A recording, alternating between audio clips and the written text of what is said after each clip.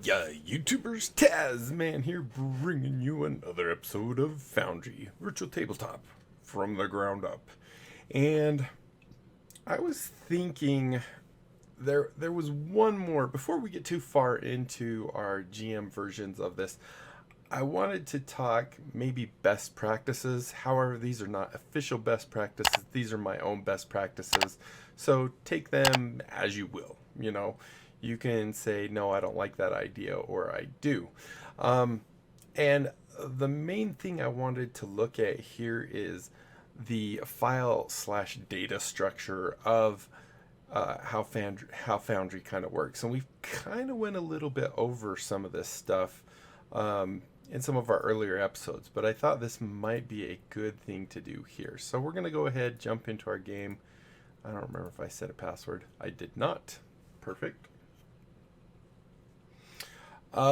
So here we have inside our game.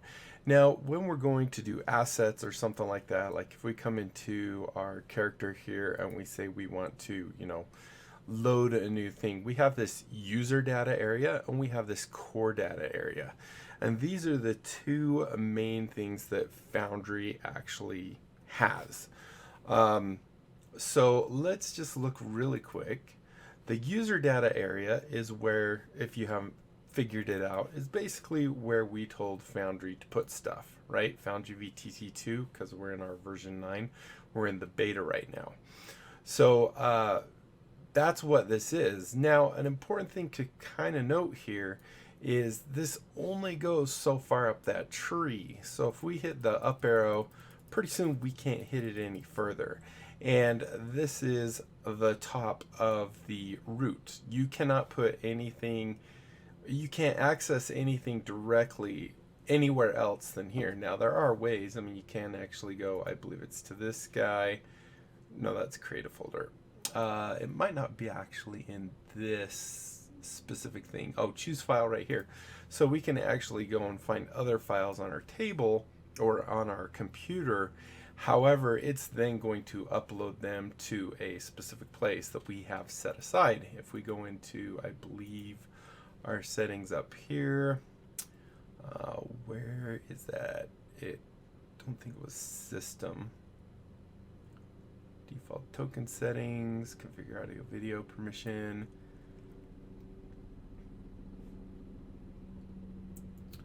I'm drawing a blank on where that setting actually is. But so what I want to talk about is we have the user data and we have the system core. So let's go ahead and pull this up. So this is where our user data is, and it actually starts inside this data folder. You'll notice if I go to there, I didn't have that window left up, did I? Nope. All right, so if I go to there and then we go to user data and we go all the way up, we see we have modules, systems, and worlds. And then if we go look at our thing here,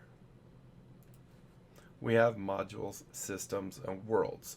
So if we want to be able to put things where we can access them easily inside of Foundry, we want them in this structure, inside the data folder.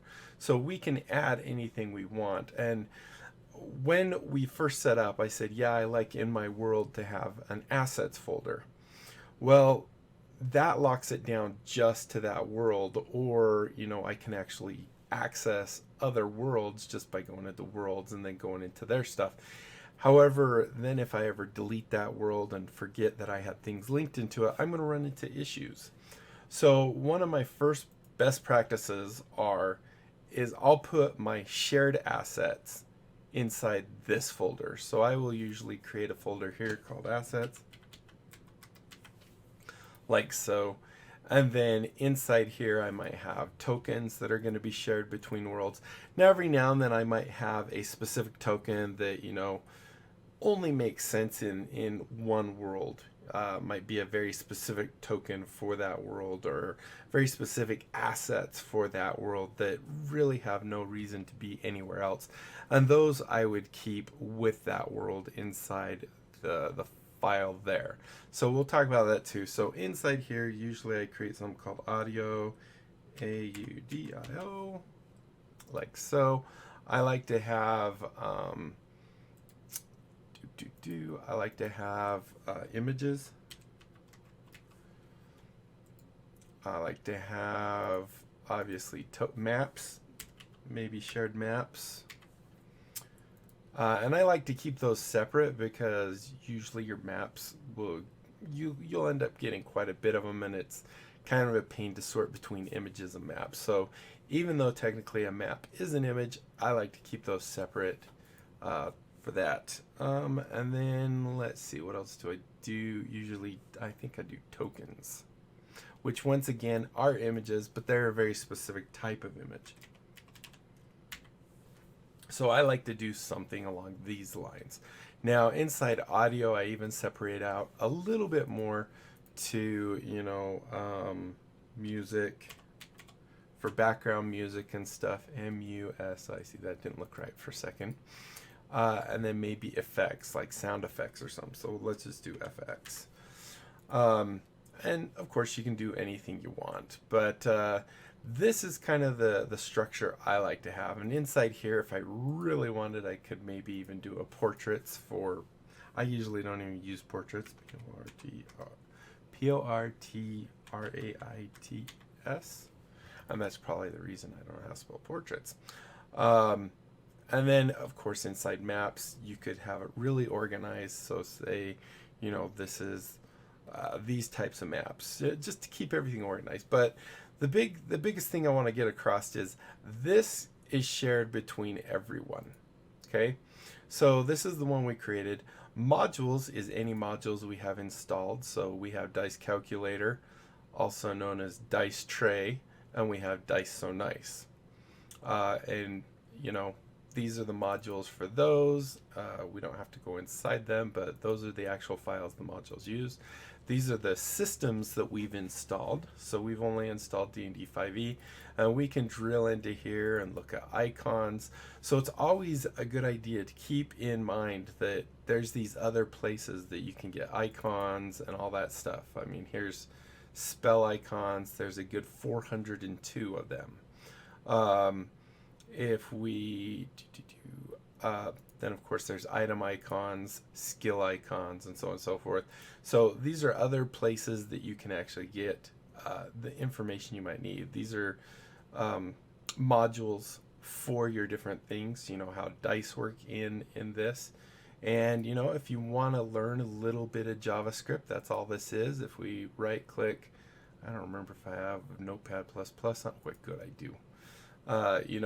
You can kind of just look in here and get an idea of, what it's actually doing. And sometimes just by looking at other people's code, if it's well commented, which this seems to have some pretty good comments, you can kind of get an idea of how it works and kind of come up with your own ideas, how you might tweak something and make your own system or such. We're not going to do that right now. Lots of Java in here. So that's basically your systems. And then of course we have our worlds. And this is our test world. Inside here we have our data, which is all your database type things, your compendiums and stuff like that. Information about the fog of war that you have, all these different things. Technically it doesn't have fog of war, that's a module that does that. So this is probably more the lighting or something about your walls and stuff. I don't think they have one in here called walls. Playlists that keep track of all that fun stuff. Then of course we've also talked about scenes. This is where your actual world maps and scenes will be.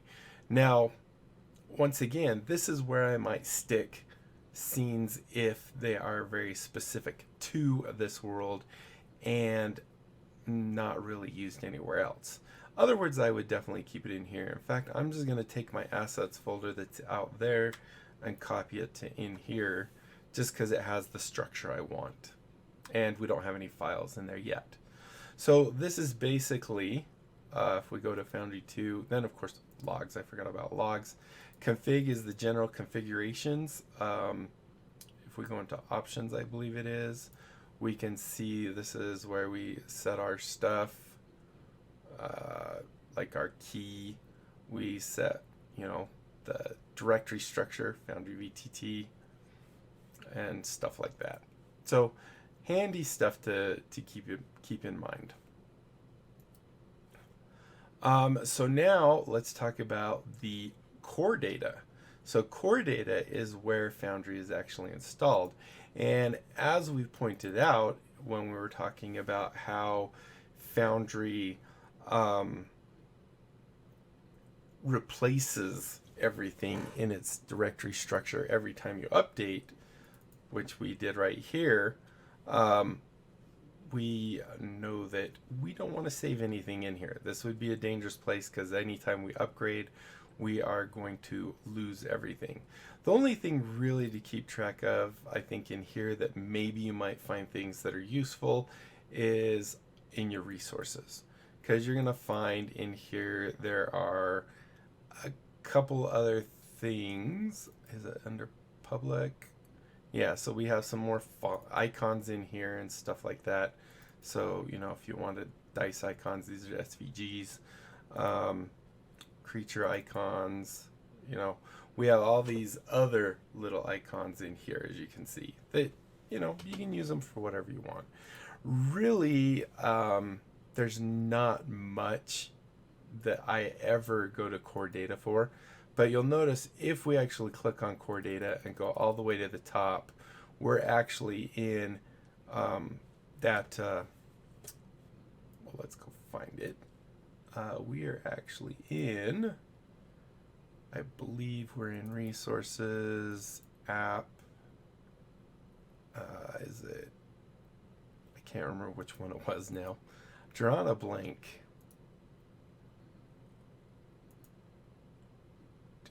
We'll just look for a second right here.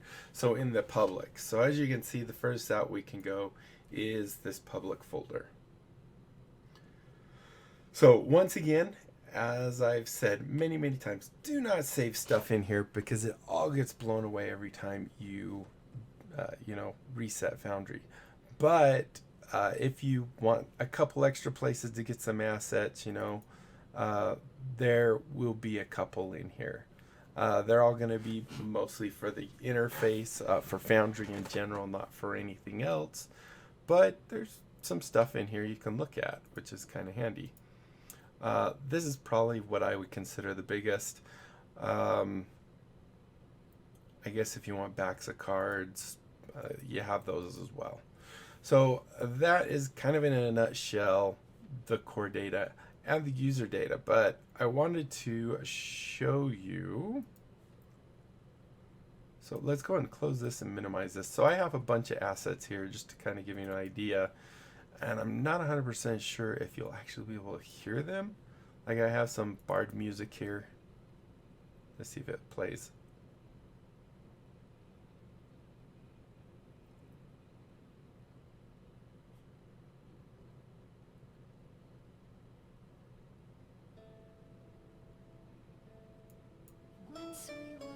There we go. So I can hear it. Hopefully you guys can as well. So like we have music. This free is actually a bunch of tokens, and I'll talk about that in just a second. So what I would normally do is, let's go ahead and open another instance of our folders here. We'll go into Documents, Foundry VTT2, because that's the one we're working with, Data, and then here's my assets right here. So in audio, like I said, I have FX and I have music. So this,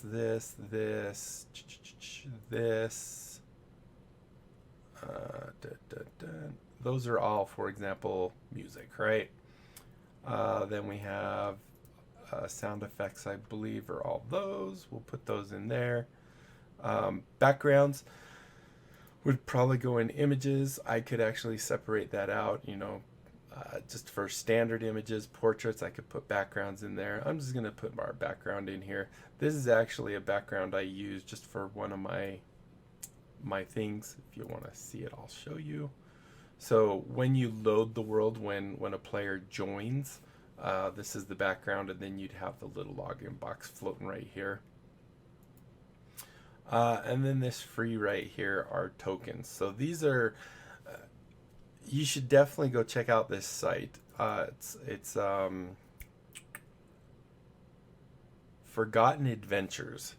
And the person there has all these, I mean, these were all free tokens. And if you want to know how many tokens there were, there are 342 tokens in here. You know, if you want fiend tokens, if you want commoner tokens, if you want humanoid tokens, monstrosity tokens, undead tokens, beast tokens, just a boatload, 150 beast tokens that you can use in your world absolutely free.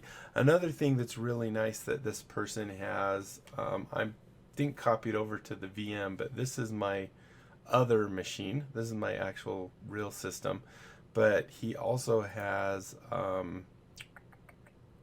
where is it? Map making. He has all this map making stuff that's absolutely free. And get ready to have your jaw drop. Look at these numbers go up. Look at that go. We're at 34,000 files. This is going to be five gigs of stuff for your maps. So if we go into combat, we can see we have cannons.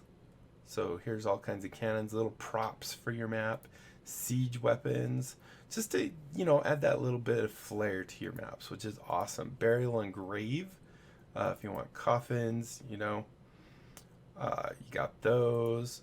Prepared bodies, kind of mummified, sarcophaguses, sarcophagi, tombstones. I mean, and then even in this retired, there's just boatloads. If you need trees, you know, you need, where'd they put that, under flora, I think? Yeah, if you need trees, we got bare trees, pine trees, snow trees, stumps, tree shadows, and tree tops. So, you know, if you just want some nice tops of trees for your map, you have, I should move this up so you can see it just a little. You have 131 available to you. So, yeah, and this is completely free. You just go on to Forgotten Adventures, I believe, .com, and go look at their free assets. They have boatloads. I've been actually, I mean, if you look here, you can see these are the free ones. I have